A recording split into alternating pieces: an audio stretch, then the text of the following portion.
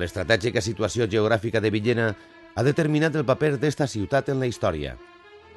El castell de la Talaia constitueix un dels símbols per antonomàsia de la capital de l'Alt Vinalopó.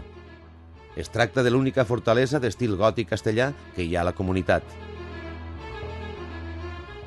La situació de Villena en el punt fronterer entre el Vinalopó i el corredor d'Almansa d'una banda i la costera i el nord-est murcià per l'altra, assegurant-se així el control total dels accessos tant a l'altiplà i al mar com cap a València i el sud, va conformar la ciutat en un enclavament d'excepcional valor estratègic. Així es va encarregar de ratificar-ho el Tractat d'Almirra, que l'acabaria assignant a la corona de Castella, a pesar d'haver sigut conquistada en 1240 per Jaume I. El castell va ser residència de figures tan emblemàtiques com l'infant don Juan Manuel, autor del Conde de Lucanor, i la famosa saga familiar dels Pacheco. Enric II va elevar Villena a la qualitat de marquesat, un dels més extensos i poderosos de la baixa edat mitjana castellana. En 1525, l'emperador Carles I la va honrar amb un nou reconeixement, el de ciutat. Protegida per un primer recinte emmurallat, la fortalesa exhibeix en la seva imponent torre de l'homenatge el seu component més representatiu.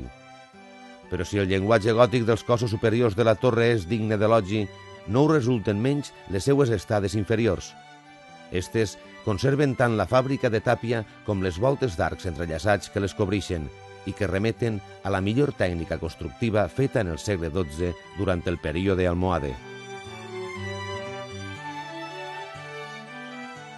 Altres llocs amb encant a Villena són les esglésies gòtiques de Santiago i Santa Maria, la rehabilitada plaça Major o la casa museu de la festa de moros i cristians. En l'edifici renaixentista que acull l'Ajuntament podem visitar el Museu Arqueològic José María Soler, que guarda l'emblemàtic tresor de Villena. En la contornada podem visitar la casa Palau dels Margelina i a 7 quilòmetres de la ciutat trobem el Santuari de les Virtuts, lloc des d'on la patrona de la localitat, la Mare de Déu de les Virtuts, saluda a tot aquell que s'hi hagi acostat a honrar-la.